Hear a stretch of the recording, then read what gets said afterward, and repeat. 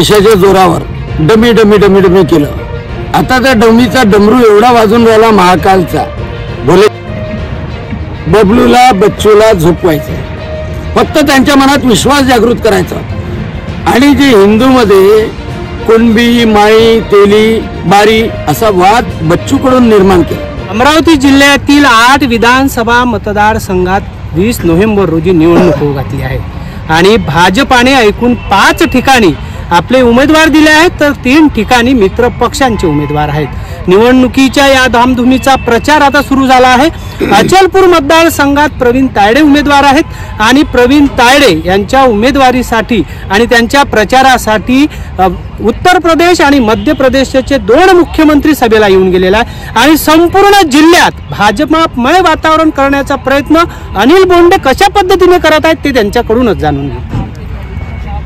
खरं म्हणजे या मतदारसंघामध्ये बच्चूकडूंना हरवायचं, बबलूला वापस पाठवायचं, दोघांनाही बच्चू बबलूला झोपवायचं हे जनतेने ठरवलंय.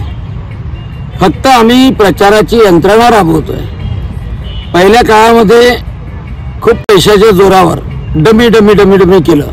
आता त्या डमीचा डमरू एवढा वाजून राहिला महाकालचा, भोले शंकराचा, की जनता जागृत झाली आणि जनतेला हे समजलं की हा माणूस विकास करत नाही, हा माणूस नौटंकी करतो, हा माणूस स्वतःच्या स्वार्थासाठी फार्म हाऊस बांधतो, गोरगरिबाचं फक्त नाव घेतो. आणि बबलूच्या बाबतीत तर माहित आहे की हा जनसामान्याचा माणूस नाही, स्वतःच्या कपड्याला डागही पडू देत नाही, कोणा गरीब माणसाच्या सोबत बसतही नाही. आणि जी परंपरा घराणेशाहीची देशमुखी जी होती ती ठासून बबलूमध्ये भरलेली. आणि म्हणून सर्वसामान्याचा कोण माणूस आहे तो प्रवीण राऊत.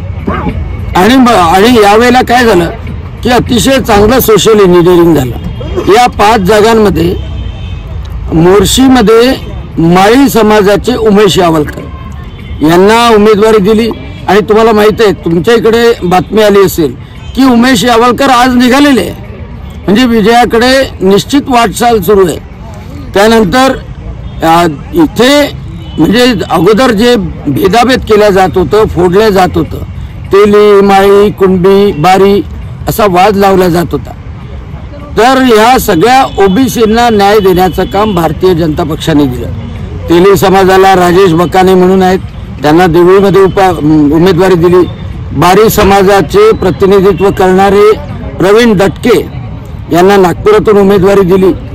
आणि इथे माळी समाजाचे उमेश यावलकर आहेत, कुणबी समाजाचे प्रवीण तायडे आहे. आणि त्यामुळं सर्व समाज, त्याला आपण TMK म्हणतो, तेली माळी कुणबी बारी लोहार सुतार कुंभार 18 बलुतेदार 12 अलुतेदार हे सगळेजण एकत्र झाले आणि खऱ्या अर्थानं हिंदू जागृत झाला. आणि त्यामुळं यांच्या पुढे आता कॉम्पिटिशन बच्चू आणि बबलूमध्ये मुस्लिमांचे मतं कोण घेईल यासाठी सुरू आहे. त्या आता सगळे व्हिडिओ आपणच दाखवतात की ते मस्जिदीत जातात, मंदिरात जात नाही. त्यांना सांगतात की आम्हीच खरे तुमचे रक्षण करते.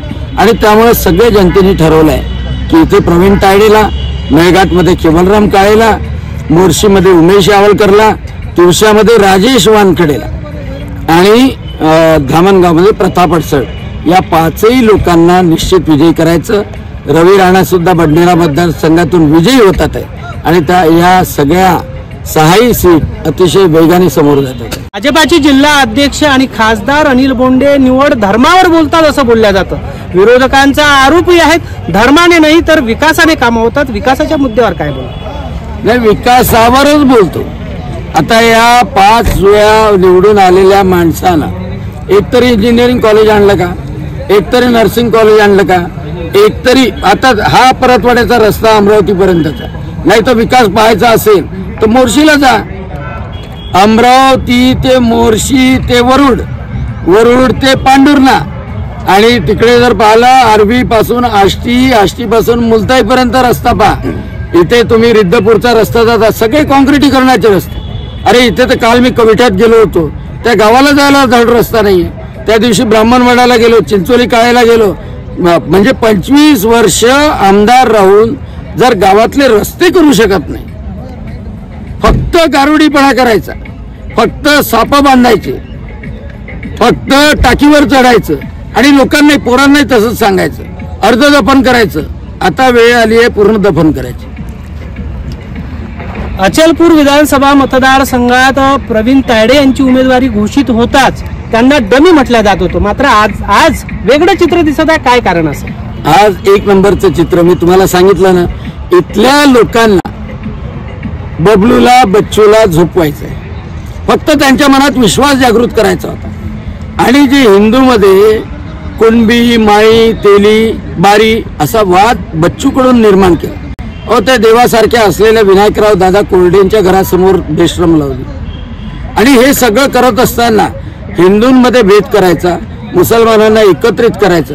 आणि एवढं आहे यांचं की मुस्लिमांना दुखावू नये म्हणून गणपतीच्या मिरवणुकीवर दगडफेक झाली. मला तुम्ही सांगा अध्ययनमधून की बच्चू आणि बबलू कधी त्यांनी निषेध केला का? मला हे सांगा, नवनीत राणा पडल्यानंतर चांदूर बाजारमध्ये वासनकर कुटुंब स्कूटीवरून चाललं होतं. त्यांना उगीचीच मारहाण केली. बच्चू बबलू त्यांच्या घरी तरी गेले का? त्या कोलेला सर तनसे जुदामध्ये मारून टाकलं, हे सांत्वनासाठी तरी गेले का? बच्चू बबलू यशोमती हे गेले का? या अमरावतीमध्ये 12 नोव्हेंबरला 40,000 मुस्लिमांनी मोर्चा काढला होता. त्या पवार नावाच्या लोहार समाजाच्या पोराला सुरा खुपसला होता. त्या रामजी गुप्ताचं डोकं फोडलं होतं. त्या लड्डाच्या घरच्या बहिणी आईला त्यांचा हात 3ऱ्या मजल्यावर जाऊन धरला होता. यांनी विरोध केला कधी? यांनी नवनीत राणा पडल्यानंतर अमरावतीच्या राजकमल चौकात जो अश्लील धिंगाणा त्या मुस्लिम पोरांनी केला, यांनी म्हटलं की त्याला अटक करा म्हणून. आणि म्हणून हे लांगुल चालन करतात. आता तर अशी परिस्थिती आहे की तो मुस्लिम पर्सनल लॉ बोर्डाचा काय नोमानी त्यांनी जाहीर केलं का महाविकास आघाडीला मतदान करा, एक गठ्ठा मतदान करा. फतवे काढतात. मग काय हिंदूंनी झोपून राहायचं? हिंदूंनी काय मार खायचा? फक्त जन्म मार खाण्यात जाऊ द्यायचा का? म्हणजे पोरगी पळून नेल्या जाते लव जिहादमध्ये, विरोध नाही करायचा. जमिनी बळकावल्या जातात लँड जिहादमध्ये, चुपचाप बसून राहायचं. बच्चू कडूचं नाव घेत आणि बबलूचं नाव घेत. म्हणजे असं जर असेल तर या निद्रिस्त हिंदू समाजाला जागृत करण्याचं मी माझ्या जीवनातलं कर्तव्य समजतो. आणि त्याच्यामुळे धर्मावर जर मी बोलत असतो तर बच्चूनी बबलूनी पहिल्यांदा त्या नोमानीला समजावं. त्या सर तनसे जुदा त्या कोलेचं केलं होतं, त्यांना शिक्षा झाली पाहिजे म्हणून म्हणावं. ते अश्लील वर्तन करणारे येऊन बोलावं. आणि गणपतीच्या मिरवणुकीवर दगडफेक करणाऱ्याला का वाचवतं? अरे कधी हिंदू ईदेच्या मिरवणुकीवर दगडफेक करते का? आणि म्हणून या लोकांना बाजूला करणं सगळ्या हिंदू समाजाच्या दृष्टीनं, देशाच्या दृष्टीनं, राष्ट्राच्या दृष्टीनं, आपल्या अचलपूरच्या सुरक्षेच्या दृष्टीनं आवश्यक आहे. गुटखा तस्करी यांची, गो हत्येची तस्करी यांची, त्याच्यानंतर रेतीची तस्करी यांची, सगळे 2 नंबरचे धंदे भंगारचे यांचे. आणि याला संरक्षण देते बच्चू आणि बबलू. मग सहन करायचं असेल तर मग अजूनही सहन करा. आणि त्याच्यामुळे लोकांना हा पर्याय पाहिजे होता आणि प्रवीण तायडेच्या रूपामध्ये मिळाला. आम्ही तो पर्याय समोर आणला. लोक त्याला स्वीकारतात आहे आणि स्वीकारल्यामुळं तो 1 नंबरवर जातो. अमरावती जिल्ह्यात 8 मतदारसंघ आहेत आणि अनिल बोंडे असं काय नियोजन करते की कडीत मेळघाटला किंवा थोड्या वेळात तिवश्यात तर काही वेळा अचलपुरात, हे सर्व तुम्ही कसं साध्य करता? याच्या मागचं काय तुमची दिनचर्या आहे, काय सांगा? नाही, संघटनात्मक ताकद अतिशय चांगली आहे. फक्त एकटा अनिल बोंडे काही नाही करू शकत. प्रत्येक बूथ प्रमुख, प्रत्येक तालुका प्रमुख, जे पदावर नाही ते भारतीय जनता पक्षाचे कार्यकर्ता, जे हिंदुत्ववादी विचाराचे लोक आहे, त्यांची मोठी साथ आहे. अमरावती जिल्ह्यात 8 उमेदवार आहेत. भाजपाचे 5 आहेत, मित्र पक्षाचे 3 आहेत. या 3 उमेदवाराच्या विजयाच्या अनुषंगाने काय सांगा? 6 उमेदवार तर निश्चित निवडून येणार. एक भारतीय जनता पक्षाचे 5 आणि रवी राणा 6. बाकीच्या बद्दल माझा अभ्यास नाही.